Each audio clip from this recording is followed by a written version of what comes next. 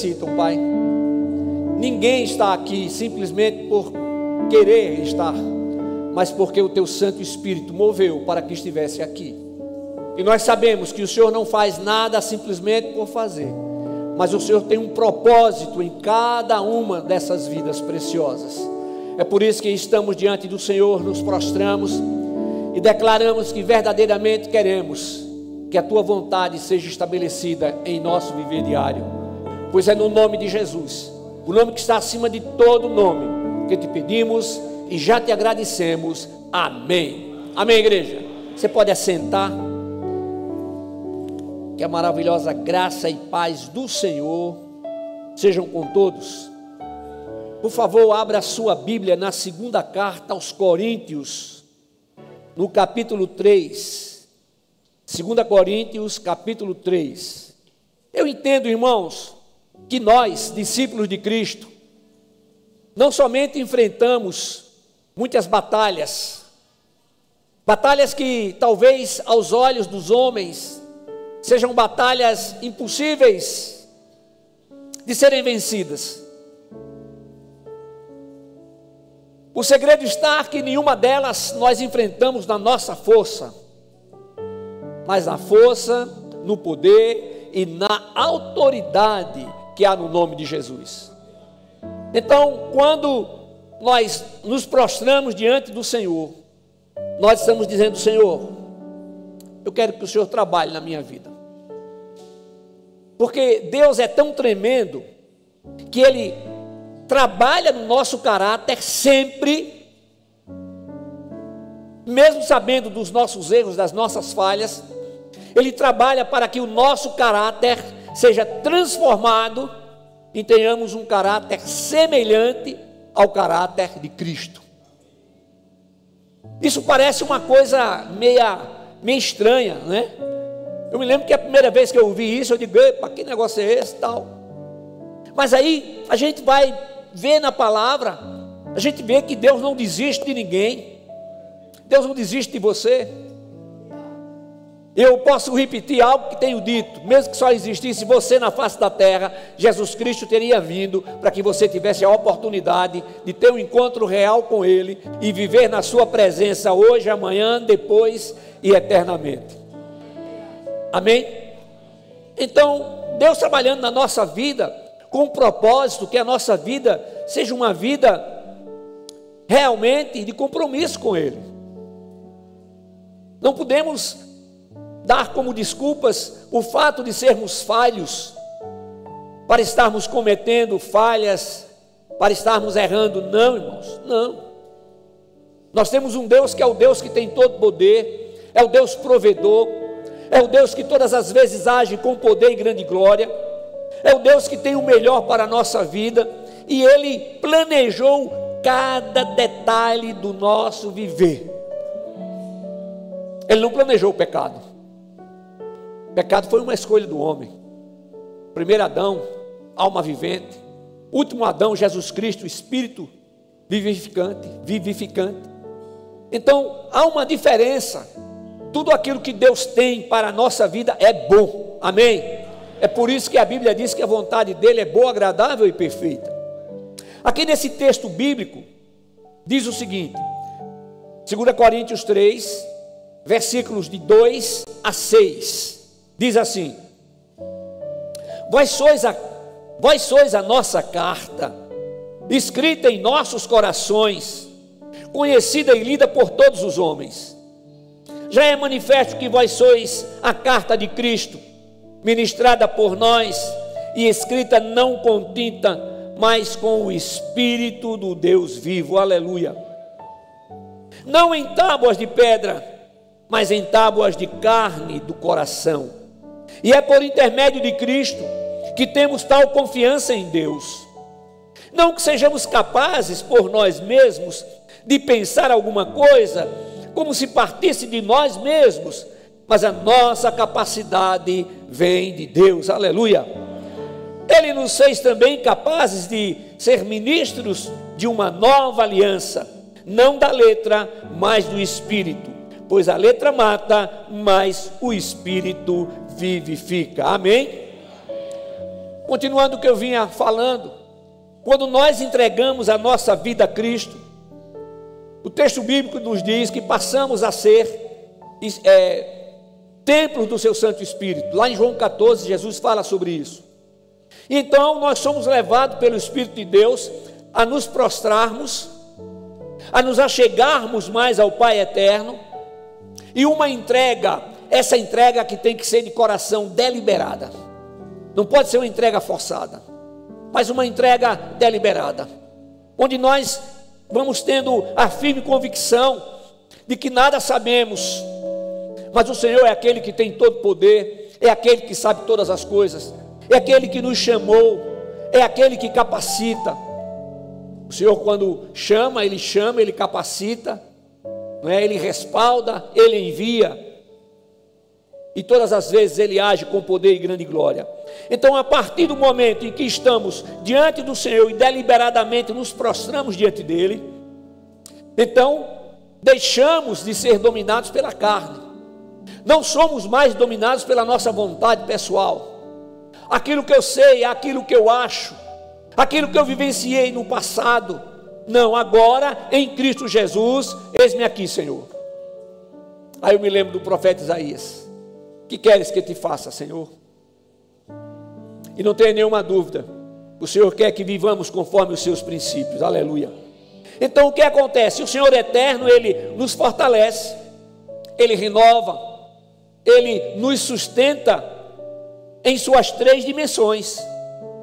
O ministério de Jesus Cristo é o ministério da graça. O Espírito Santo usa a palavra de Deus para a transformação do coração e a escreve no coração do ser humano. Olha que coisa tremenda. Aí lá em Mateus 16, 21, Jesus disse assim: então disse Jesus aos seus discípulos: se alguém quiser vir após mim, renuncie-se a si mesmo, tome a sua cruz e siga-me. A cruz simboliza o quê? Sofrimento, morte, vergonha, zombaria, rejeição e renúncia pessoal. Então, quando o crente toma a sua cruz e segue a Cristo, nega-se a si mesmo. Negar-se a si mesmo, igreja, quero lembrar que não significa negar coisas materiais. Negar-se a si mesmo significa entregar-se inteiramente a Cristo, abandonar definitivamente a prática do pecado. Em Cristo Jesus não conseguimos mais viver na prática do pecado. Continuamos pecadores, entretanto pecadores que não conseguem mais viver na prática do pecado. O pecado não pode ser um hábito na nossa vida. Aleluia, louvado seja o nome de Jesus. Então nós podemos dizer que em Cristo não há mais vida própria. Aleluia. Mas é a vida de Cristo em si.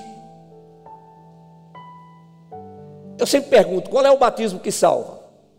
É o batismo na morte e ressurreição de Cristo.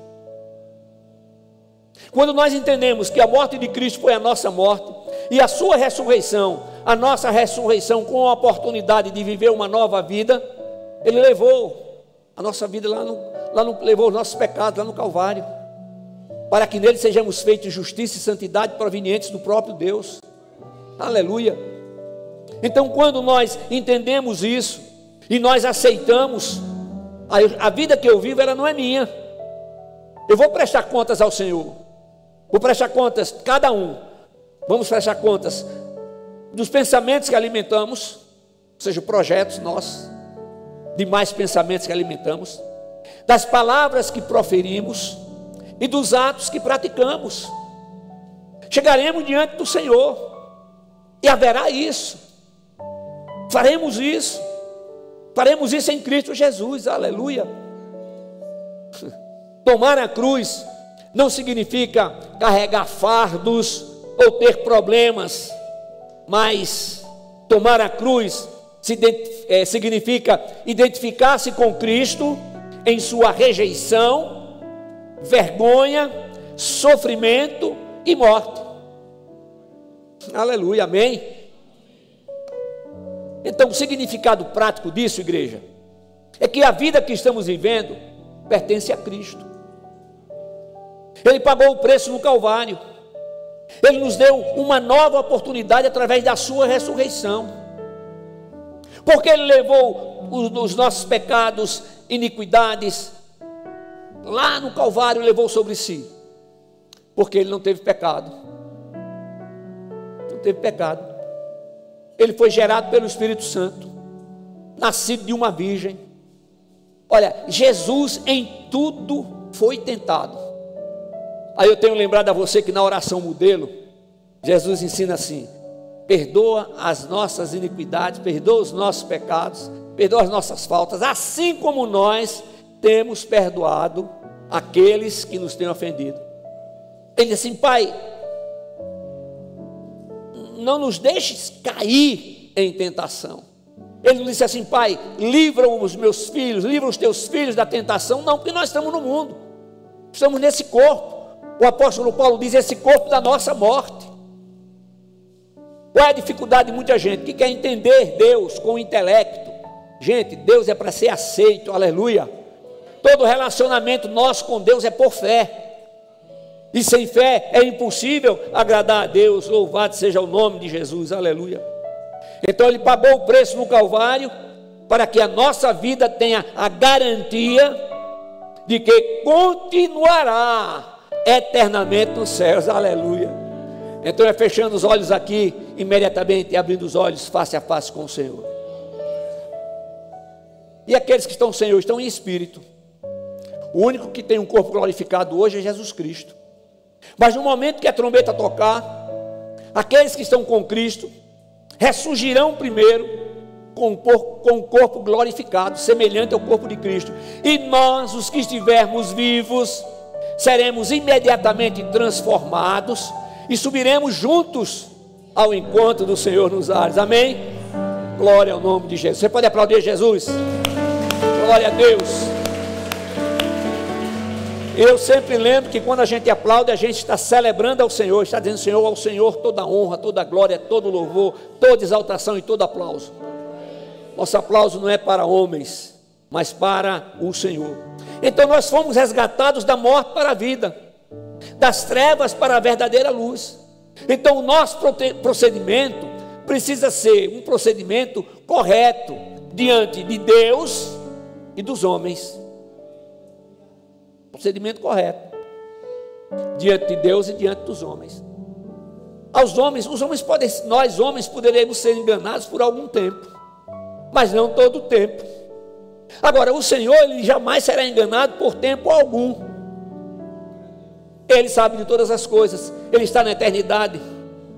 Ele já estava esperando a gente no dia de hoje. Ele já sabia que estaríamos aqui, quem estaria aqui. Ele está nos esperando amanhã, depois, porque Ele está na eternidade.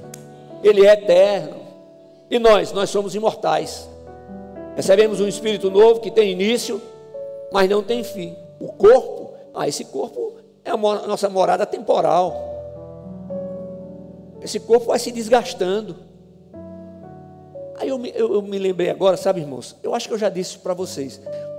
Um dia eu estava orando ao Senhor e falando: Senhor, mas por que aqueles que estão com o Senhor terão que ressurgir com um corpo glorificado? Por que, Senhor? Aí o Senhor falou comigo. Aí o Senhor disse assim para mim: assim como o corpo do meu filho não ficou sob a terra, os corpos dos meus filhos também não ficarão sobre a terra. Aleluia. Seremos o que? Transformados. Aleluia. Aí o mar vai devolver aqueles que levou e não voltou. E aquele que foi cremado, não se preocupe não, rapaz. Pode ter pegado a cinza, levado para o Japão, sei lá, para a Europa, para onde for. Isso para Deus não é problema nenhum. Uma coisa é certa, que a palavra dele é viva e é verdadeira. Agora, o Espírito Santo, ele nos concede sabedoria e nos concede discernimento e a mente de Cristo. Agora, ter a mente de Cristo não é pensar como Cristo pensa. Ter a mente de Cristo significa que nós aceitamos aquilo que é dito nas Sagradas Escrituras e temos tudo aquilo como princípios para a nossa vida. Então, a mensagem que Paulo pregou, ele é o quê? Ele é produto da mente de Cristo.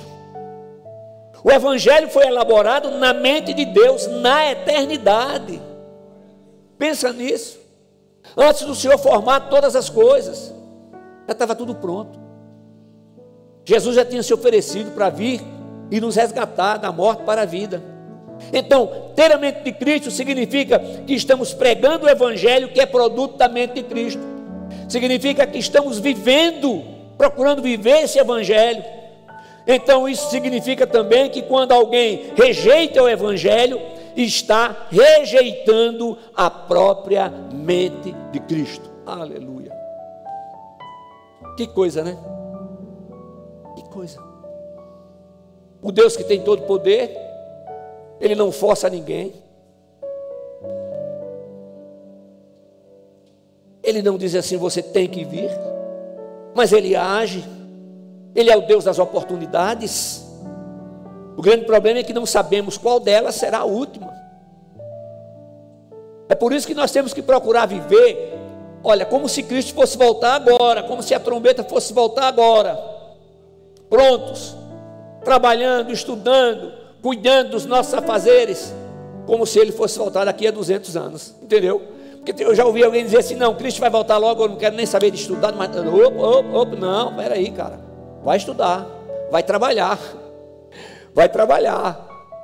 louvado seja o nome de Jesus. Agora, irmãos, o mundo age para tomar o lugar do amor de Deus em nossa vida. Eu vou repetir, o mundo age para tomar o lugar do amor de Deus em nossa vida, mas a palavra de Deus nos permite desfrutar desse amor.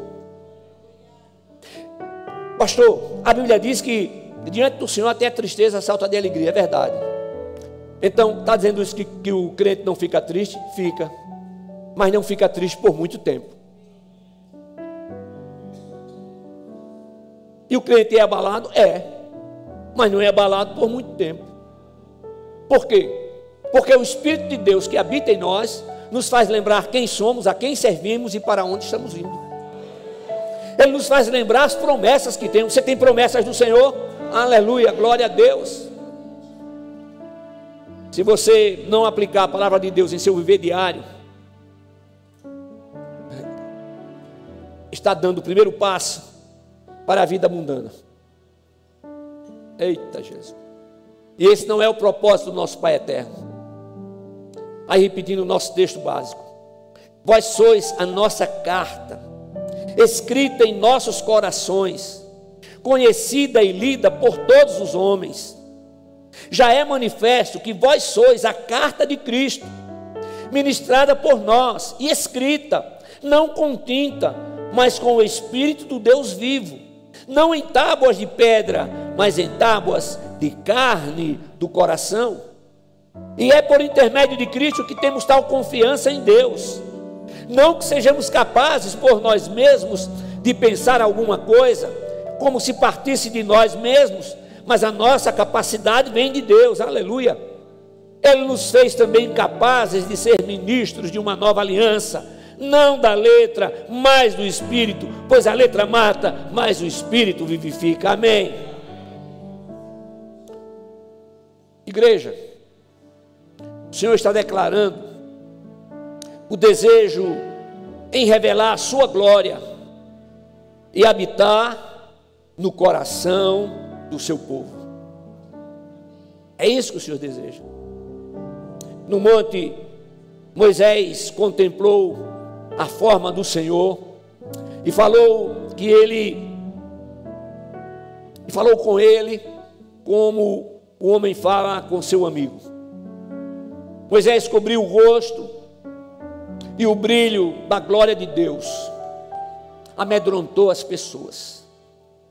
O semblante de Moisés refletia que ele estivera na presença de Deus. O nosso semblante precisa refletir que nós estamos vivendo conforme a palavra nos ensina, refletindo a glória de Deus em nossa vida.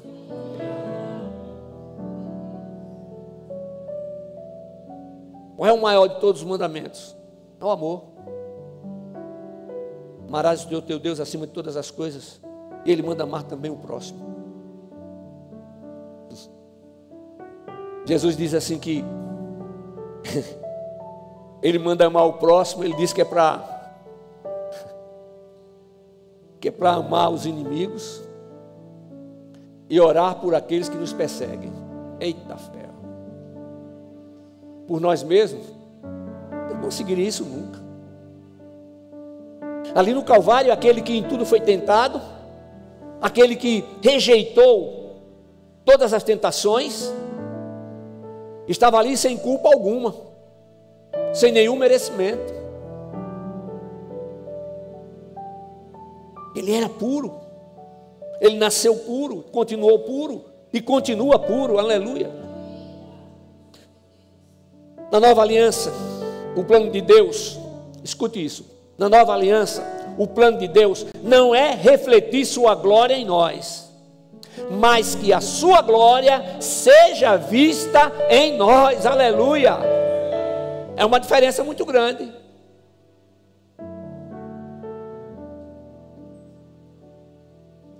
Nós temos que ter muito cuidado com o nosso testemunho. Cuidado com aquilo que falamos, com aquilo que fazemos. O nosso testemunho é a maior pregação que nós temos. Uma coisa é refletir algo, mas outra coisa bem diferente é permanecer nela e imitá-la. Então esse é o alvo final de Deus para a vida de cada um daqueles que estão em Cristo Jesus. Mim, para você, para você. Deus não tem filhos prediletos, não. Olha, irmãos, todas as coisas vão passar, mas a palavra de Deus nunca. Você pode mudar a liturgia, você pode mudar o que você quiser, mas a palavra tem que ser a mesma. Não pode mudar nunca. Essa palavra é que transforma a nossa vida. Então o Espírito Santo, podemos dizer que ele precisa da nossa vida e do nosso testemunho, porque nós somos cartas de Cristo, e estas cartas precisam testemunhar a respeito daqueles a quem pertencem. Então nós temos que testemunhar de quem? De Cristo. É por isso que nunca desistiremos. Nós temos o amor do Senhor, nós temos a fé. Ele quer que a gente persevere, que a gente tenha uma vida agradável a Ele. Está escrito que sem fé é impossível agradar a Deus, amém? Eu não sei se todos aqui já fizeram essa decisão, eu não sei, talvez todos tenham feito, talvez alguns não. Eu não sei quantos, por algum motivo, saíram da presença do Senhor. O motivo ou os motivos pelos quais saíram não interessa a ninguém. O que interessa é que a pessoa volte, esteja diante do Senhor, determinada verdadeiramente a viver conforme o Senhor nos ensina que devemos viver. Então você que ainda não fez a sua decisão de encarar a vida sob o ponto de vista do Salvador, levando em consideração seus desejos e valores, o Senhor pode fazer e está aqui para fazer isso a partir de hoje na sua vida. Estar em Cristo não é sinônimo de uma vida perfeita. Estar em Cristo não é sinônimo de uma vida de facilidades, mas é a garantia da presença dele em nosso ser, agindo em nós e por nós, amém? E a única maneira de fazer isso é receber e declarar Jesus Cristo como Senhor único e suficiente Salvador. Tudo que precisava ser feito para a nossa salvação já foi feito. Tudo. Deus fez tudo através do seu Filho amado. O que nós temos que fazer é reconhecer a Jesus Cristo como o Filho unigênito do Pai eterno, recebendo como o Senhor o único e suficiente Salvador, e verdadeiramente procurar viver conforme os seus ensinamentos. Abrir o coração para autorizar o Espírito de Deus a agir na nossa vida, cada um. Eu não posso fazer isso por você, você não pode fazer isso por mim, é cada um. Abrir o seu coração e dizer: Senhor, eu quero que o Senhor trabalhe no meu viver, e para isso, Senhor, eu declaro que aceito tudo aquilo que o Senhor tem para fazer na minha vida. Mudanças, transformações, rejeições. Então, quando nós aceitamos a Cristo, significa que nós aceitamos o produto da mente de Deus. E qual é o produto da mente de Deus que nós estamos aceitando? O Evangelho de Jesus Cristo, amém? Eu encerro dizendo o que eu já falei agora há pouco: não aceitá-lo significa rejeitar o produto da mente de Deus. E esse produto da mente de Deus foi para cada ser humano, não foi somente para alguns, mas para todos aqueles que o aceitarem, que o declararem como o Senhor, único e suficiente Salvador. Agora, irmãos, vocês sabem muito bem que a determinação bíblica é que a gente esteja olhando para a frente, para o alto, para Jesus, que é o autor e consumador da nossa fé. Não podemos ser um exército impiedoso que marcha para a sua vitória, deixando os seus feridos à margem do caminho, não. Mas nós não podemos desviar o nosso olhar de Cristo, porque quando olhamos para a esquerda ou para a direita, vamos enxergar o nosso próximo, que é tão falho quanto nós. Talvez até sejamos mais falhos do que eles. Mas às vezes a gente olha, a pessoa olha, se baseia naquilo e diz: ah, isso quer ser crente? Não, não é isso não. É o que Jesus ensinou. É por isso que ele diz lá em Mateus: naquele dia muitos me dirão: Senhor, Senhor, em teu nome não curamos enfermos, em teu nome não expulsamos demônios, em teu nome, Senhor, não fizemos sinais e maravilhas. Aí ele vai dizer: apartai-vos de mim, vós que praticais a iniquidade. Que o Senhor nos abençoe, e sem dúvida alguma Ele vai continuar abençoando, que possamos estar vivendo cada momento da nossa vida diante das mais terríveis tribulações, das mais terríveis circunstâncias, estejamos mantendo o nosso olhar firme nele, porque é Ele quem nos sustenta. Não somos nós que seguramos na mão dele, é Ele que segura na nossa mão, com a sua mão direita vitoriosa. Amém? Fiquemos todos de pé.